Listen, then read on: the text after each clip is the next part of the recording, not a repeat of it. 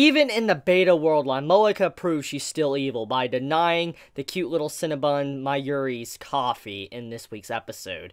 I guess we now understand why it's called the Darkest Timeline.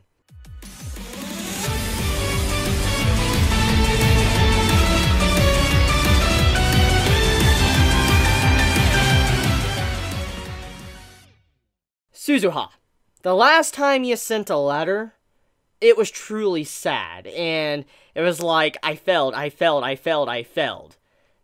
the last time Suzuha ever made a letter, and wrote it to Okabe. And when she was like, I guess I should write the man a letter and all that, I'm like, why do I have a feeling that she's gonna go back in the past, and when she does, she's gonna fail, and but she's gonna send some form of horrible letter to Okabe, and he's gonna realize that she failed and she went back for no reason. She died or something. I feel like something like that is gonna happen because of the correlations between the two world lines and all that. I feel like Suzuha might do something similar to what she did towards the end. I don't know, just because of the way she mentioned a letter. But okay, let's talk about Okabe for a second. And that visual representation of Kurisu in this episode. I cannot be the only one that is a little bit concerned by seeing Kurisu talking with Okabe. Now, I know exactly what was going on there, like I could describe it pretty easily. For instance, Okabe was just talking to himself, and he was visually representing Kurisu as someone that was talking to him, but in reality, he was just talking with himself and thinking about what he needs to do next. And so, I know it's kind of like a scientist when they're like processing something, they're like, you know, okay, I need to do this or whatever for this experiment, you know, they talk to themselves or mumble, or they're thinking everything inside of their head. For all we know, that entire scene with Kurisu and Okabe was him just thinking inside of his head. But if he really was talking, that does mean that it's pretty scary, because it seems like Okabe, even though he seems a lot more positive and a little bit different in this episode for the better, I feel like in the long run, him talking to himself, talking to Kurisu, like a ghostly image of Kurisu, is definitely not a good sign. See, you know how in the original Steins Gate, the OG Steins Gate, you know, he was known as Mad Scientist and all that. He is Mad Scientist. And that was what he always was described as.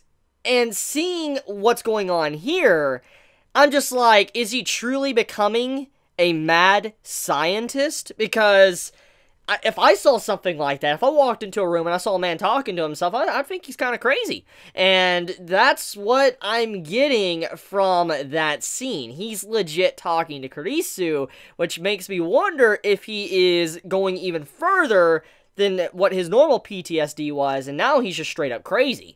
To cope with the loss of Kurisu once again, now he's just seeing her. But like I said, at this moment, it does show that he is a little bit better than he was. It shows that he has tried to move on somewhat after Kurisu's death and look forward, but at the same time, him talking to himself, which is a Kurisu, is not a good sign. That could lead to split personality and all sorts of bad things. So, we'll see where that goes, but I'm just very concerned about his mental health after that. Daryu was the highlight of this week's episode of Steins Gate Zero. And the reason why I say that is because what Daryu did for Suzuha just truly blew me away.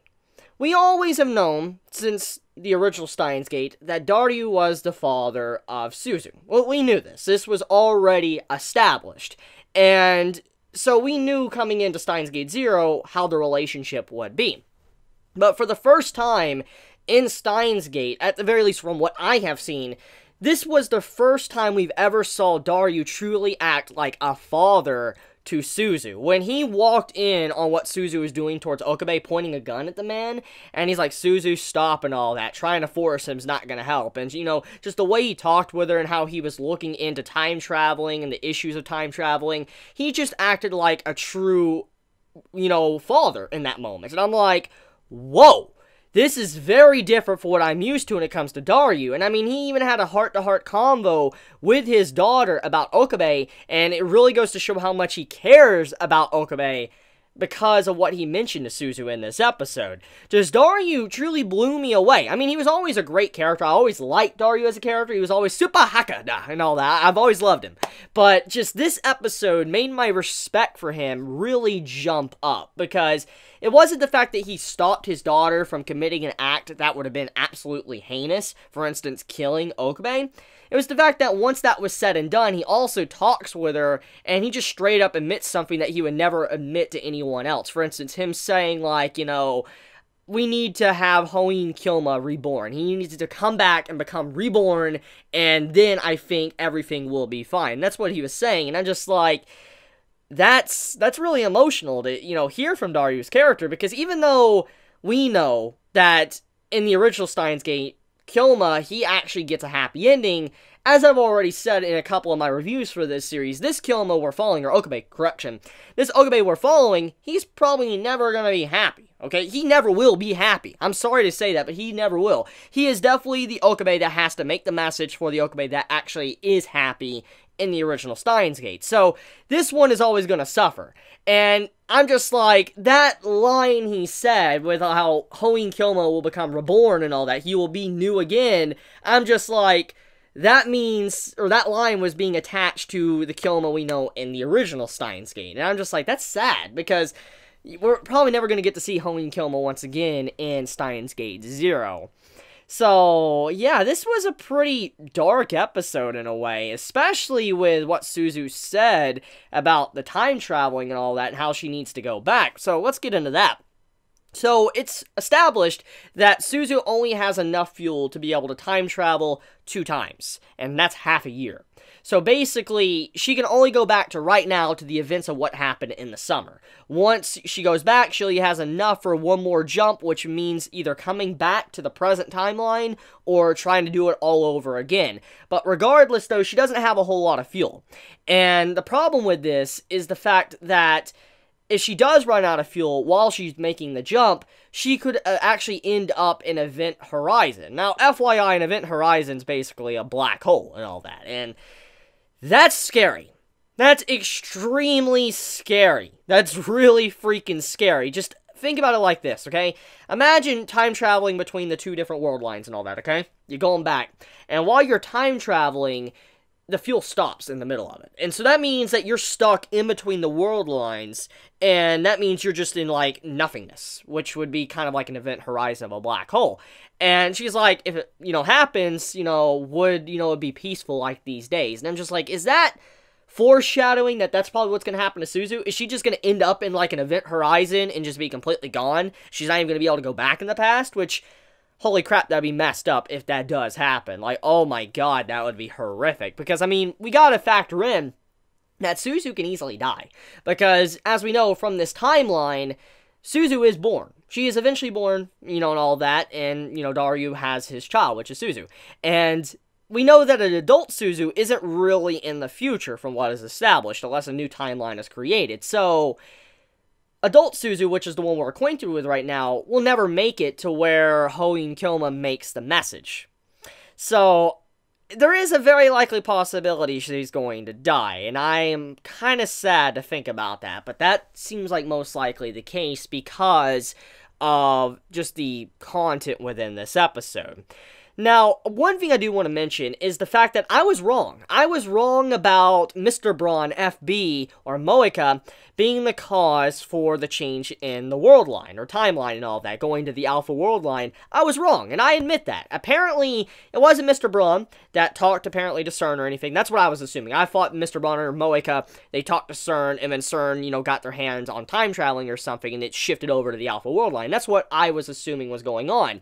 But that obviously was not the case, thanks to the information we got from this episode. So, apparently, basically, America and Russia, they are in a time travel race right now. They're in a race to who can build the first time machine. They're competing against each other. And because of what was going on in Russia and America and all that, in, you know, a couple episodes back, that's what caused the world line to shift. So basically, what happened is that CERN or whoever that gained control of, you know, the time machine, they made a dystopia. They made, you know, this dystopia which controls the world. So that's what pretty much happened. So it wasn't Mr. Braun talking to CERN or anything. It was an entirely different organization that basically took over. And Another thing about that as well is apparently the theory of time travel is still very much present in this world. Now, we already knew that, the AI Kurisu had the info.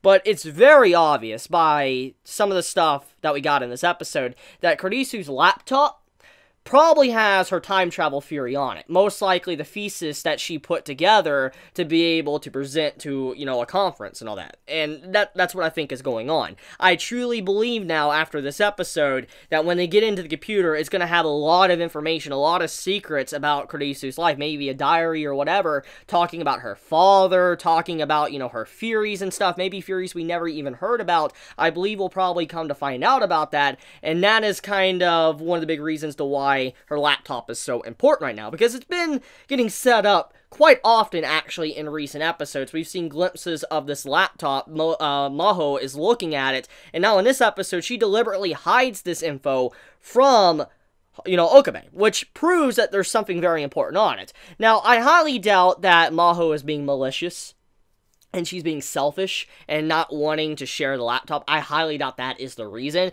I truly believe the reason why she's not talking or about the laptop or mentioning it to, Okabe, is probably because she knows maybe what is on it, certain information that is on it, and she doesn't want to talk to Okabe about it because it could be very concerning. Because we do know that Maho and Kurisu were very close, and most likely Kurisu, talked to her about certain things that, obviously are very personal, for instance, her father.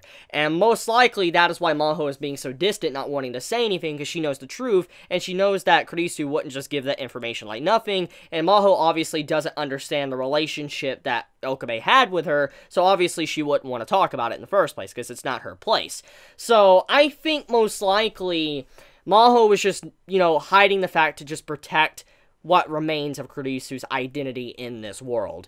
And it's obviously going to play a part. I do believe that, Okabe is going to find out what's in it, but if there really is time-traveling information on that laptop, that could easily make it to where they transfer to the Alpha world line, like that. So that is concerning. So, in this episode, we start off with Okabe waking up in a hospital bed. He gets up, everybody meets him, everything seems fine and all that. And we come to find out that apparently he passed out. He knocked out. When he knocked out, apparently one of Mayuri's friends passed out at the exact same time too.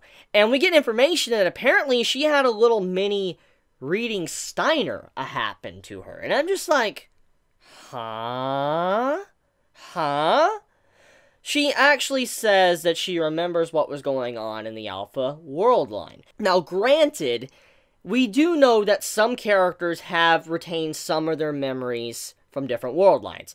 Mayuri has done this in the past. She remembered all the time she died, she was having nightmares and scary dreams, and she talked to, Okabe and the original Steins about it. Ferris also remembered about her life and all that, and what, Kilma was going through, and eventually she decided to reset everything and allow, Okabe to reset and go back to the original timeline. I mean, we've had characters demonstrate that they can remember certain events from other timelines. Reading Steiner isn't just a Okabe thing.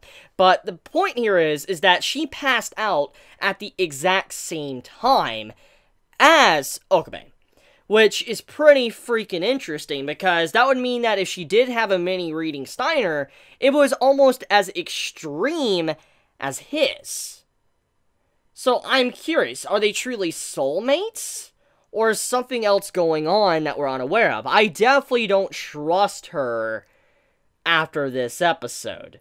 I mean, I doubt that Okabe is going to end up with her because he has Kurisu, but who knows? Since this is the beta world line, and we don't really know who he ends up with, there's a possibility maybe she is his soulmate in this timeline, for all we know. That would be very interesting. That would be definitely a big twist to this series if that does happen, but she did have a mini reading Steiner, which does prove that there is something off with her. We don't really know. We don't know if she's a snake or not, but that is something that we need to keep track of. But that's pretty much about it when it comes to this week's episode. The only thing to really mention that is left is the whole combo with Moeka and Okabe. I thought that entire section of the episode was very funny and adorable, because we all know how Moeka is. And, you know, Okabe, he knows how Moeka is. But obviously, nobody else would really know because he's had first-hand experience with her in the Alpha World line. So, seeing how he was just texting her and all that, even though they were right beside each other, I couldn't help but chuckle because this is how she would act normally. And I remember Okabe was very confused about her in the past. He's like, why are you having to text a lot? Like, why can't you just talk to me? I'm right next to you. I remember when that happened in the original Steins Gate. I remember just laughing because of how awkward and funny it was. But that's why I love Steins Gate. So, I do love the consistency between the original and this right now, and that's one of the big reasons why I've fallen in love with this series. But that's pretty much about it, so let me know your thoughts in the comments below. I love you guys. You have a wonderful day or night wherever you live. Please be safe. If you enjoy my content, please subscribe. If you like this video, please leave a like. If you want to get notified for whenever I upload a video, please click the bell icon down below. Chibi out.